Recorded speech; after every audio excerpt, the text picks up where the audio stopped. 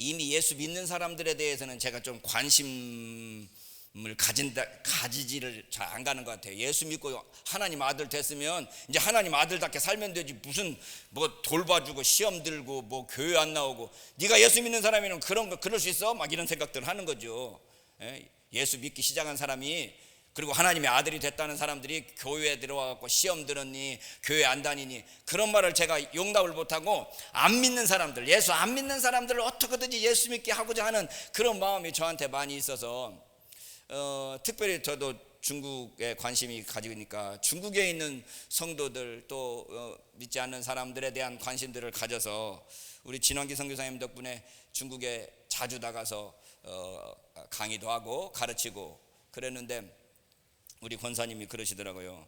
목사님, 산토끼 잡으려다가 집토끼 다 도망가요. 좀 집토끼 좀 신경 쓰라는 거죠. 그래서 제가 한 말이, 집토끼는 하나님 집에 이미 들어왔으니 아직 안 들어온 산토끼들을 잡아야 됩니다, 뭐 이런 말 했는데, 이 코로나 때문에 있던 집토끼들도 다 나가버려가지고 이제는 내가 지금 오늘 또 설교 몇 명 안 되는 분들 앉혀놓고 설교하려다가, 설교하고 나서 여기 와서 이렇게 많은 분들 앞에서 설교하려니까 갑자기 쩔리고 그렇습니다.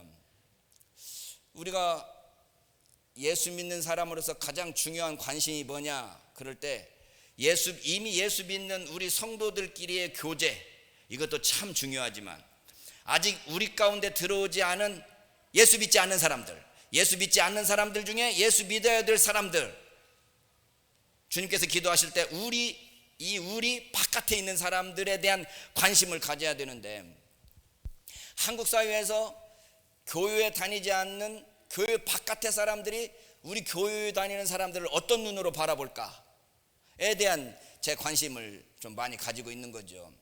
예전에는, 선교 초기에는 예수 믿는 사람들을 보면 예수 안 믿는 사람들이, 예수 믿는 사람은 뭔가 달라 그랬습니다.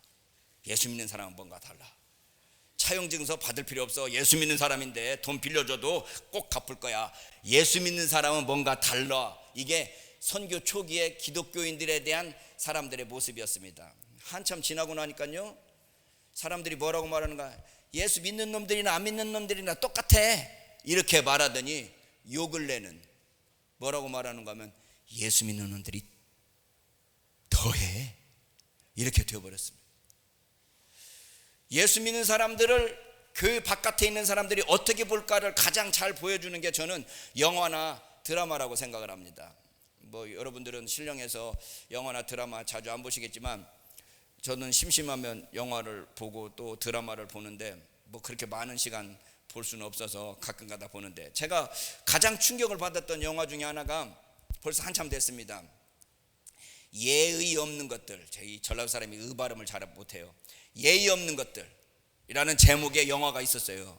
그 영화를 제가 보고 충격을 받았습니다. 그 예의 없는 것들이라는 제목의 그 영화를 제가 이 설교 준비하면서 다시 인터넷 찾아보니까, 무슨 내용인지 영화 내용은 하나도 기억 안 나는데, 그 예의 없는 것들, 이 세상에서 대한민국 사회에서 예의 없는 것들이 누구냐 그러면, 그 영화의 주제가 영화의 내용이 뭔가 하면 뭐라고 그래요? 청부살인. 누가 이 사람 죽여달라 그러면 죽이는 살인자에 대한 이야기인데, 이 사람이 사람을 죽이다 보니까, 야, 내가 원칙을 가져야 되겠다, 앞으로 죽여달라는 사람 중에 예의 없는 것들만 죽여야 되겠다 해서 제목이 예의 없는 것들이에요. 여러분, 이 사회에서 예의 없는 것들에 속하는 직업들이 무슨 직업들이 있을까요?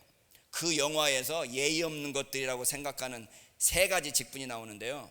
첫 번째가 대학 총장이었습니다. 대학 총장이 예의 없는 것들의 첫 번째더라고요. 두 번째가 국회의원이었어요. 국회의원, 예의 없는 것들이. 세 번째가 목사였습니다.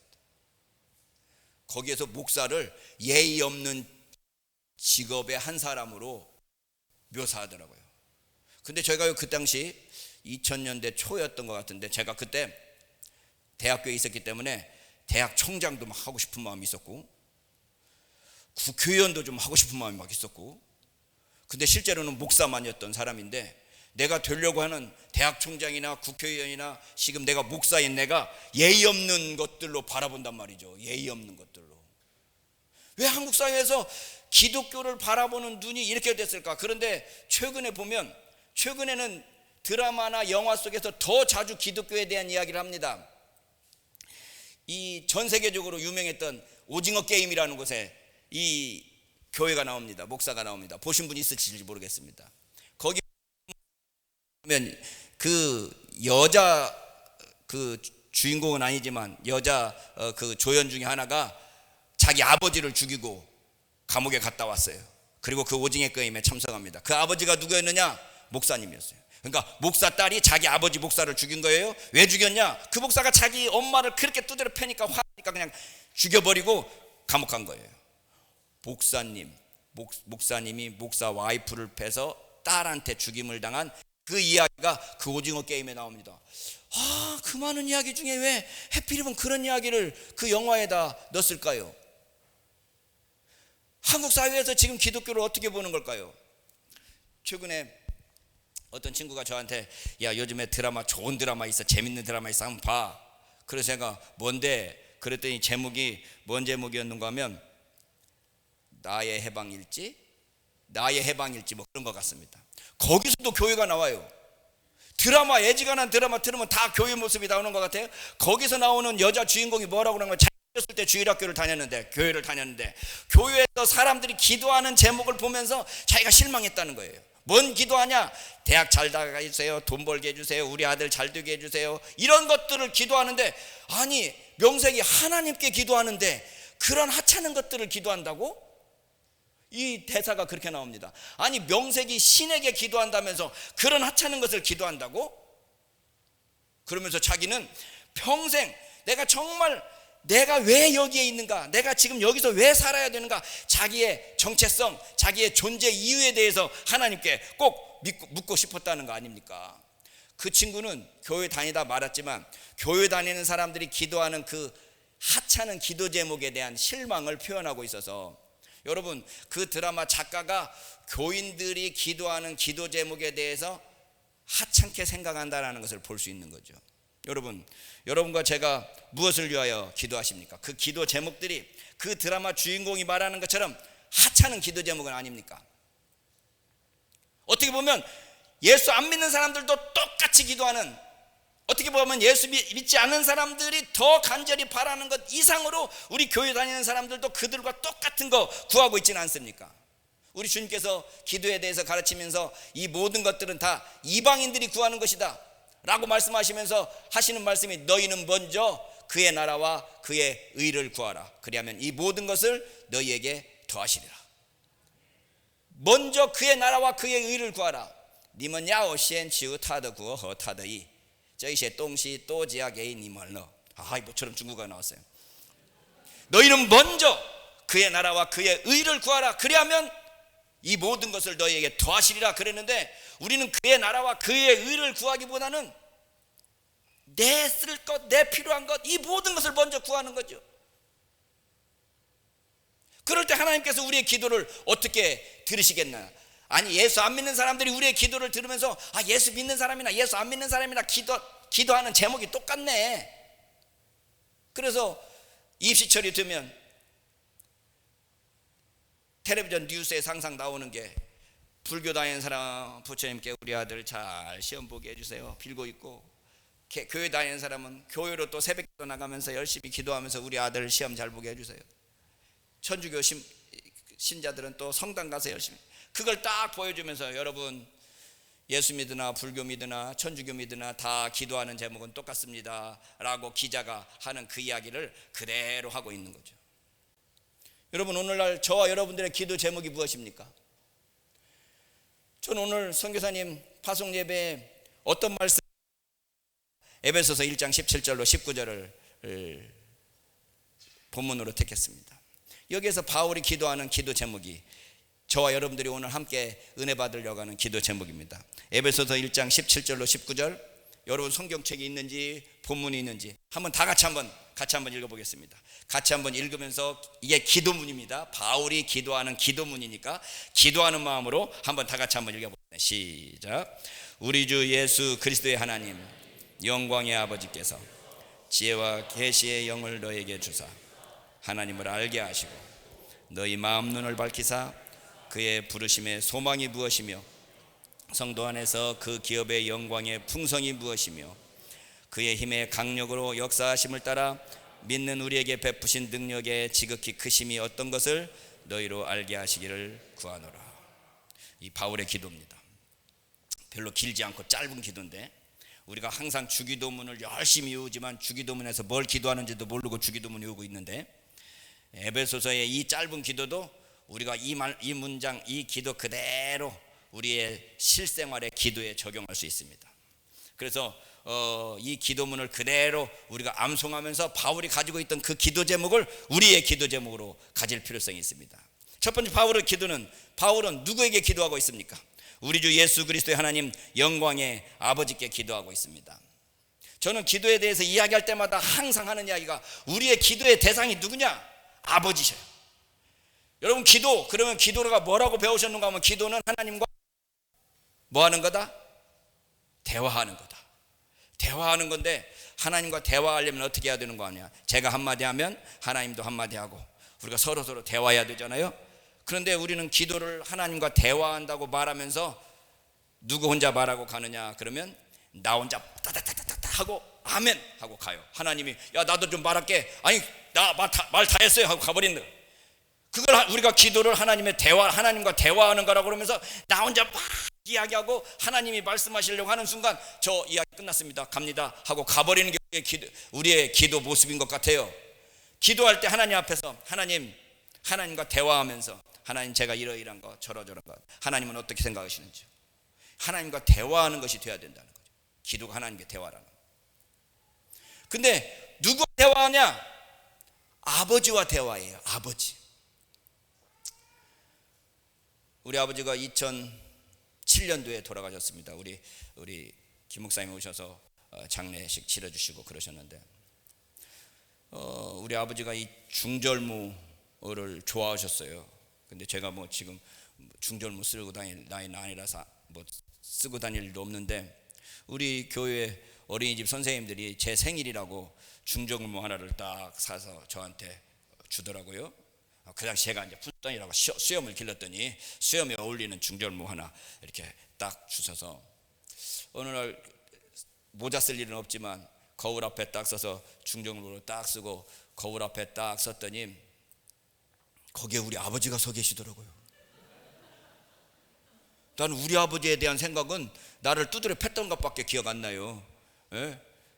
받아쓰기 하나 틀렸다고 하나 틀렸으면 잘했는데 그냥 죽도록 두드려 맞았어요. 이 쉬운 거 틀렸다고 쉬운 거 틀리지 그럼 어렸을 때 그냥 받아쓰기 하나 틀렸다고 두드려 맞았지 구구단 못 외웠다고 두드려 맞았지 선생님한테 말 잘못했다고 두드려 맞았지. 그 선생님은 내가 선생님한테 말한 걸 몰라고 우리 아버지한테 말해갖고 우리 아버지가 화나게 만들어갖고 나를 또 두드려 소풍 갈 때 용돈 많이 받아간다고 또 두드려 맞았지.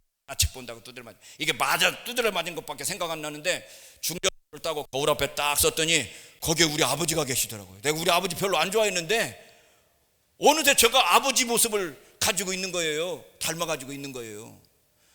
제 막내 동생 또 아들입니다. 이 아들이 또 어렸을 때 엄마하고 막 말 안 들으니까 우리 엄마가 너는 꼭 니네 아버지 닮아갖고 그렇게 성질 피우면서 이게 성질이 못 같냐? 그러니까 우리 제 동생이 대답하기를 그럼 우리 옆집 아저씨 닮을까? 그 말이 맞는 말이에요. 옆집 아저씨 닮으면 어떻게 되겠어? 우리 아버지 닮아야지. 여러분 우리가 아버지하고 대화할 때는 우리가 이미 아버지의 아들로서 아버지를 닮아가지고 있어요. 닮아가지고 닮았는 보면 내가 아버지 아들이 아닌지를 알 수 있잖아요. 우리가 하나님과 아버지하고 대화할 때 그 아버지의 닮음, 아버지 같은 모습이 나한테 있다는 것을 기억하면서 하나님 아버지하고 대화하는 거예요. 근데 우리 아버지는 어렸을 때부터 저희들하고 그렇게 힘들으니까 우리 모든 대부분의 모르겠어요. 요즘 아이들은 어쩐지 모르겠지만 옛날 어른들은 아버지와 아들 간에 대화하는 것은 있을 수가 없었습니다.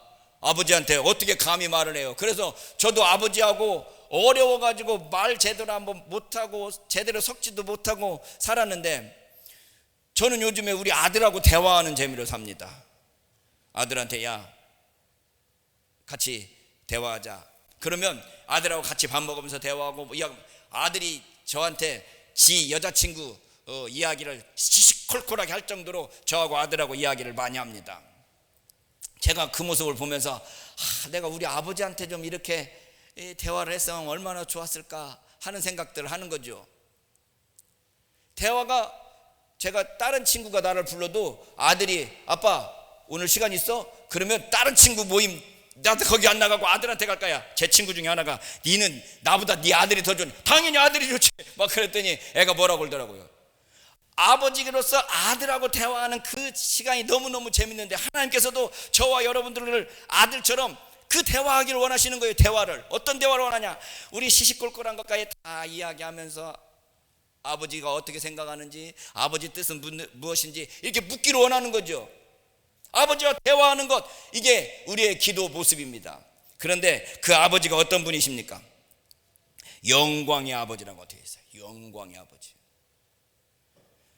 영화로우신 아버지와 우리가 대화하고 있습니다. 근데 아버지 아들로서 우리가 아버지께 가서는 그 영광의 아버지의 아들답지 못하게, 우리 전라도 사투리로 째째하다고 그래. 째째하다는 말을 표준말로 뭐라고 하는지 모르겠네. 쪼잔하다는 말밖에 생각 안 나는데, 영광하고 반대되는 초라하게 그지없는 모습으로 살아가는 우리 모습이 많다는 거죠. 하나님은 영광의 아버지인데 그 자식들인 우리는 째째하고 초라하고 별 볼 일 없게 사는 모습들이 얼마나 많냐 이거죠.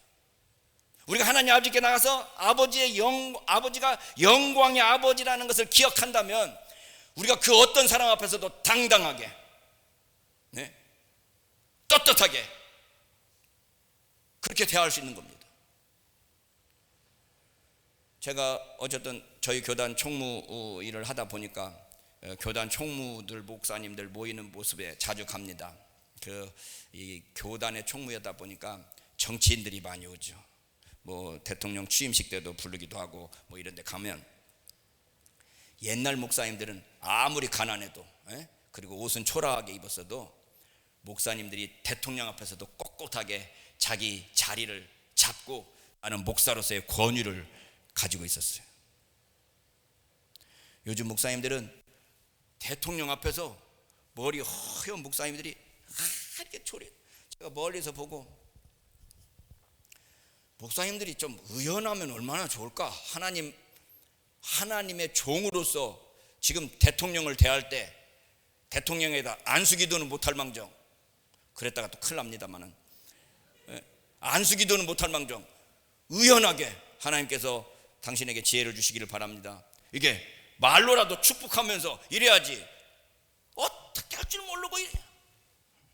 뭐 사실 제가 대통령 앞에 서보지를 않아가지고 제가 쓰면 어떻게 될지 잘 모르겠어요. 대통령이 나를 한번 불러주길 바라지만 어떻게 할 줄 모르. 여러분, 저와 여러분들의 아버지가 어떤 아버지시라고요? 영광의 아버지. 저와 여러분들은 어떤 아들이라고요? 영광의 아들들입니다.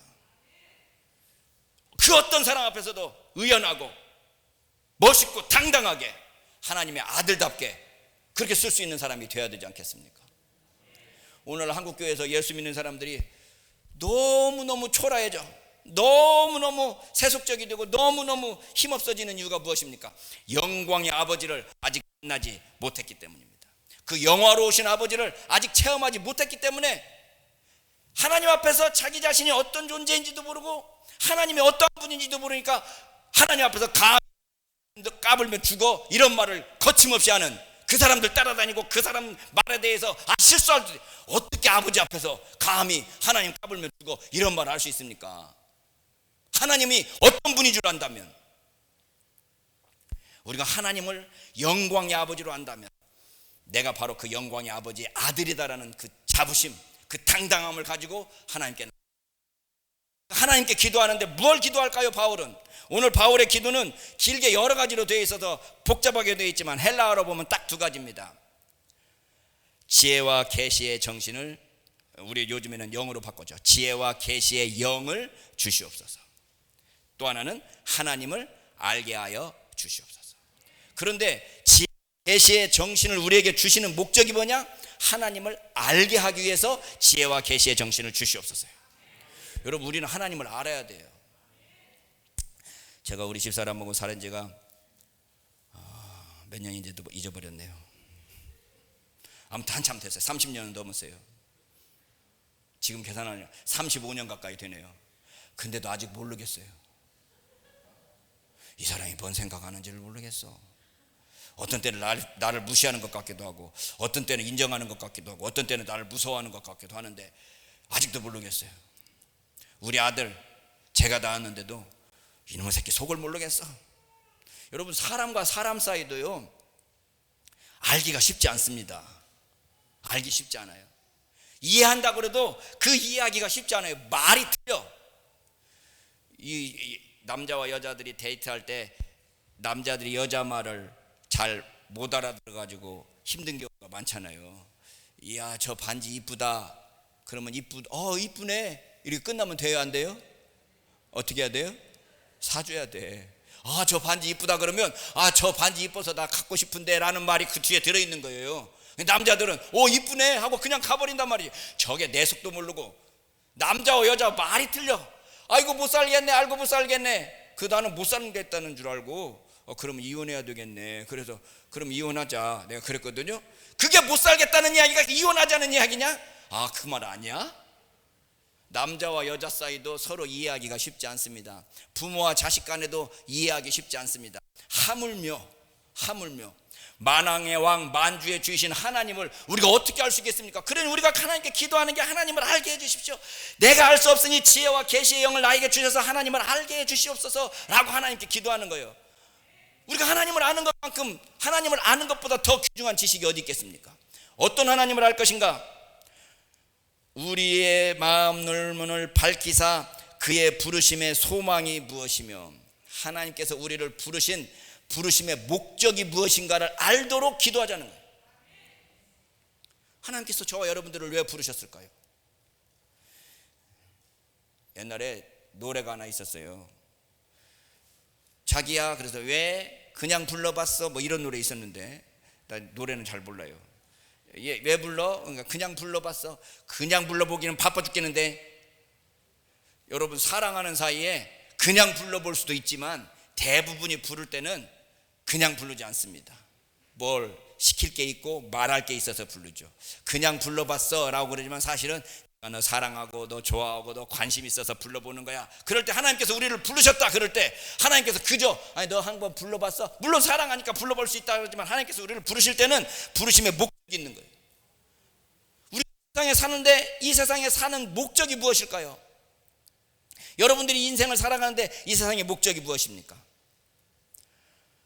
하나님께서 나를 부르신 그 부르심의 소망이 무엇인지 하나님 알려주시옵소서 라고 하나님께 기도하는 것, 이게 가장 중요한 기도 제목입니다. 우리 일생을 통해서 계속해서 기도해야 될 기도 제목이 뭔가 하면, 하나님, 내가 이 땅에 태어난 목적이 무엇이고 이 땅에 살아가는 소망이 무엇입니까? 하나님께서 나를 부르신 부르심의 소망이 무엇입니까? 이걸 물어야 되는 겁니다. 저는 일평생 목회를 하고 지금도 목회를 하고 있지만, 하나님께서 나를 왜 이 땅에 보내셨을까? 하나님께서 나를 부르신 부르심의 목적이 무엇인가에 대해서 끊임없이 질문하며 끊임없이 의심을 해봅니다. 하나님, 이 상황에서. 그래서 제가 옛날에는 주님께서 곧 오실 걸로 알고, 저는 37살 때 올 줄 알았더니 벌써 30년 안 됐어도 20년 훌쩍 지나가 버렸잖아요. 제가 37살 때 올 줄 알고 장가도 안 가고 빨리 복음 전해야 되겠다, 선교사 빨리 되겠다 이랬는데 주님이 안 오셔요. 지금도 안 오셔서 요즘의 생각은 주님이 오시는 것보다는 내가 가는 게 빠르겠구나 라는 생각을 제가 지금 하고 있습니다. 근데 하나님께서 나를 부르셨을 때, 주님이 오실 때까지 나에게 무엇을 맡기기 위해서 나를 부르셨을까? 이게 우리의 최대의 기도 제목 아니고 우리의 최대의 기도 제목 아니겠습니까? 내가 그것을 알아야 되지 않겠습니까? 근데 이거다 싶은데 또 아닌 것 같고, 이거다 싶은데 또 아닌 것 같고, 그거에 대해서 끊임없이 하나님께 묻고 질문하면서 그 일을 위해서 나가야 되는 것입니다. 두 번째, 성도 안에서 그 기업의 영광의 풍성이 무엇이냐? 하나님께서 나를 부르셨는데 그 부르심의 소망이 무엇인지도 알아야 되겠지만, 그 부르셔가지고 우리에게 주시는 그 유산, 하나님께서 나에게 주시는 유산이 얼마나 큰지 알아야 돼. 성령이 친히 우리 영으로 더불어 우리가 하나님의 자녀인 것을 증거하시나니, 자녀이면 또한 후사 곧 하나님의 후사요 그리스도와 함께한 후사니, 우리가 그와 함께 영광을 받기 위하여 고난도 함께 받아야 될 것이니라. 하나님께서 우리에게 영광을 유업으로 주시겠다고 약속하셨으니 그 영광이 얼마나 크고 얼마나 위대한가를 우리가 알아야 되는 거죠. 유산, 하나님께서 나에게 주시는 그 유업이 무엇인가에 대해서 알아야 됩니다.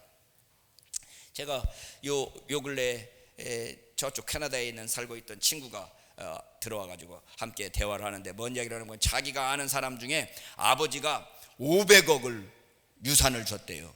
누구한테? 큰아들한테 300, 작은아들한테 200억. 여러분, 억 정도 넘어가면 벌써 우리가 그 산수가 안 되는 금액입니다. 5만, 10만 원, 100만 원 정도는 우리가 쓸 수 있지만 억을 쓴다, 이건 대단한 게. 200억, 이건 벌써 통장의 숫자지 그렇게 중요하지 않아요. 근데 300억, 200억, 나한테 10억만 누가 줬어도 좋겠다. 근데 200억을 받은 이 둘째 아들이 왜 형한테는 100억 줬냐고 둘이 고발해가지고 형제간이 보지도 않는데요. 와, 여러분, 돈 많이 가진 사람은, 여러분 신문에서도 봤잖아요. 이 큰 대재벌이 또 상속 싸움하는 것들, 돈 가지고 유산 싸움하는 그 사람들 보면 참 초라하게 그지없는 겁니다. 돌고 도는 게 돈이라 돈 따라다니다가 진짜 돌아버린 거예요. 돌고 도는 돈이 사람을 돌아버리게 하는 거예요. 형제간의 그 우애보다 그 100억이 더 중요합니까? 부자간에도 그래. 부자간에도 그렇게 싸우는 사람들 제가 봐요. 그런데 하나님께서 우리에게 주신 그 영광의 그 유산이 얼마나 큰지를 알면 그런 건 정말 째째하게 보이지 않겠습니까? 이 째째하다는 말이 많이 나오네 오늘. 쪼잔하게 보이지 않겠습니까? 쪼잔도 별로 많아요. 100억, 200억이 우리에게 중요한 게 아니라 하나님의 그 무한한 영광을 우리가 유산으로 받는다는 걸 생각하면 얼마나 이 가슴 벅찬 이야기겠습니까? 그 영광의 유업을, 그 영광의 유산이 무엇인지를 우리가 알기를 기도해야 되겠습니다. 마지막으로, 그 힘의 강력으로 역사하심을 따라 믿는 우리에게 베푸신 능력의 지극히 크심이 어떤 것을 너희로 알게 하시기를 원하나. 하나님께서 우리에게 주시는 그 능력이 얼마나 큰지를 알게 하기를 기도하는 겁니다. 여러분, 우리는 하나님에 대해서 알아도 장님이 코끼리 만지는 것보다도 더 모릅니다. 장님들이 코끼리를 보러 갔다는 거 아닙니까? 한 장님이 코끼리 코를 만지더니, 오, 코끼리는 이렇게 무슨 고무수처럼 생겼구나. 어떤 사람은 코끼리의 이 배를 만지더니, 코끼리는 담벼락처럼 생겼구나. 어떤 소경은 코끼리의 다리를 만지더니, 이 코끼리라는 짐승은 기둥처럼 생겼구나. 우리가 하나님에 대해서 알 때 장님이 코끼리 만지는 것보다 더 부족하게 알고 있습니다. 그런데 하나님께서 우리에게 주시고자 하는 것은 우리가 생각하는 그 이상으로 더 넓고 더 위대하다는 거 아니겠습니까? 그 하나님께서 우리에게 베푸신 그 능력이 지극히 크심이 어떤 것을 우리가 알기를 바울은 기도하고 있는 겁니다. 벌써 시간이 많이 돼서 말씀을 마칠 때가 돼버리는 것 같은데, 욥의 친구 엘리바스가 그런 말을 합니다. 엘리바스도 그런 말을 하지만 엘리후도 그런 말을 하네요. 네가 범죄한들 하나님께 무슨 영향이 있겠으며, 네가 죄악이 관영한들 하나님께 무슨 관계가 있겠으며. 여러분들에게 피부가 안 닿겠어요. 네가 의로운들, 여기는 닿겠네. 여러분들이 죄악을 짓고 범죄한들 하나님께 무슨 영향이 있겠고, 여러분들이 의로운들 하나님께 무엇을 드릴 수 있겠느냐? 그가 내 손에서 무엇을 받으시겠느냐? 네 악은, 여러분이 행하는 악은 너와 같은 사람이나 해야 할 따름이요, 네 의는 인생이나 유익하게 할 뿐이지 하나님께는 아무 소용도 없는, 아무 가치 없는 거라고 욥기 35장 6절로 8절에서 말씀하고 있습니다. 우리가 하나님 앞에 아무리 아름다운 것들을 드려도 하나님 보시기에는 아무것도 아니에요. 우리가 하나 엄청나게 위대한 것을 생각하고 있다고 할 때도 하나님 앞에서는 그건 별것도 아닌 건데, 그걸 알으면 우리가 하나님 앞에서 더욱더 겸손해지고 더욱더 낮아지고 더욱더 하나님을 섬길 수 있는 자가 될 텐데, 자기가 아는 알량한 지식, 자기 그 조그마한 지식으로 교만해지고 쉽게 높아지고 쉽게 정죄하고, 하나님의 그 크신 능력, 그 위대하신 힘을 알면 우리는 그 앞에서 더욱더 겸손하게 하나님의 능력을 자랑할 수밖에 없게 될 것입니다. 여러분, 에베소서에서 바울이 한 이 기도는, 에베소서에 바울의 기도가 몇 건데 나오고 있습니다. 첫 번째 기도인데요. 한마디로 하나님을 알게 해주시기를 위한 기도입니다. 지혜와 계시의 영으로서 하나님을 알게 해주십시오. 여러분과 제가 우리 일평 하나님을 계속해서 알아가야 됩니다. 어제 아는 것보다 오늘 더 알아, 오늘 알아, 내일 더 알아야 됩니다. 그래서 우리가 하나님을 알면 알수록 하나님다워지는 거예요. 나도 모르는 사이에 하나님의 그 넓은 마음, 하나님의 그 위대하신 마음, 하나님의 그 위대하신 능력을 나도 모르는 사이에 하나님을 닮은 모습으로 나타나게 되는 거죠. 우리는 쉽게 선인과 악인을 구분하고 의인과 죄인을 구분합니다. 근데 마태복음 5장에 주님께서 하시는 말씀이, 하나님께서는 의인과 악인에게 똑같이 비를 주시고 의로운 자와 불의한 자에게 똑같이 햇볕을 주신다. 우리는 우리 편, 네 편 가릅니다. 쟤는 제 편이고 애는 내 편인데, 하나님은 그 모든 사람을 다 아우르면서 하나님의 은혜를 주신다는 거 아니겠습니까? 우리가 아는 것처럼 초대교회 대부분은 노예 출신이고 하층민들이었습니다. 근데 그들이 가지고 있는 영적인 지식, 하나님에 대한 지식은 그 어떤 사람보다 위대했기 때문에, 컸기 때문에 그들은 사자굴 속에 들어가서도 하나님을 찬양할 수 있었습니다. 그들은 감옥 속에서도 하나님께 영광을 돌릴 수 있었습니다. 네로 왕제가 그토록 핍박 가운데 그들을 죽인다 할지라도 그들은 찬송을 부르면서 하나님을 높일 수 있었습니다. 왜 그랬을까요? 하나님을 알았기 때문입니다. 하나님의 진리를 알았기 때문입니다. 사랑하는 형제자매 여러분, 여러분과 저의 기억이 무엇입니까? 그들과 비교했을 때, 초대교인들과 비교했을 때 말로 없는 교육의 혜택을 받고 말로 없는 지식과 지혜를 가지고 있는 저희들이 과연 하나님은 그 사람들, 그분들만큼 알고 있을까요? 아니면 우리의 정말 그 지혜와 지식은, 하나님에 대한 그 알은 그들과 비교할 때 얼마나 될까요? 그럴 때 우리는 바울의 기도를 다시 우리의 기도로 가져야 됩니다. 하나님 아버지, 지혜와 계시의 정신을 주셔서, 지혜와 계시의 영을 주셔서 우리로 하여금 하나님을 알게 하여 주시옵소서. 하나님께서 우리를 부르신 부르심의 소망인지를 알게 하여 주시옵소서. 하나님께서 우리에게 주신 그 기업, 유업이 얼마나 큰고 놀라운가를 알게 하여 주시옵소서. 그 능력이 얼마나 위대한 능력인지를 우리가 알게 해 주시옵소서. 아는 만큼, 여러분과 제가 하나님을 아는 만큼 더욱더 하나님을 닮아갈 수 있을 줄로 믿습니다. 기도하겠습니다. 하나님 아버지, 오늘 바울의 기도를 통해서 우리가 무엇을 기도해야 될 것인지를 생각해 보았습니다. 주님께서 우리를 부르신 그 부르심의 소망이 무엇인지를 알게 하시고, 하나님께서 우리에게 주신 그 유업의 지극히 크심이 어떤 것을 알게 하여 주시옵시고, 주님께서 우리에게 베푸신 그 능력이 얼마나 크고 위대한가를 알아서 우리가 살고 있는 모든 곳에서 주님의 영광을 높이 드러내는 저희 모두가 될 수 있도록 복내려 주시옵소서. 특별히 주님의 복음을 위하여 복음을 들고 땅끝까지, 또 저 아프리카까지 복음을 들고 나가기를 위하여 오늘 파송 예배에 참석한 귀한 선교사님, 주님께서 축복하시고 하나님을 더욱더 깊이 알아가는 가운데 하나님의 종으로서 쓰임받고 하나님의 부르심의 소망을 더욱더 굳건히 세우는 귀한 선교사님이 될 수 있도록 복내려 주시고, 특별히 이 파송 예배에 참석한 주님의 모든 종들이 그를 위하여 기도하고 그를 위하여 함께 협력함으로 하나님께 영광 돌리는 우리의 모든 삶이 되도록 복내려 주시옵소서. 우리 주 예수 그리스도의 이름으로 기도드리옵나이다. 아멘.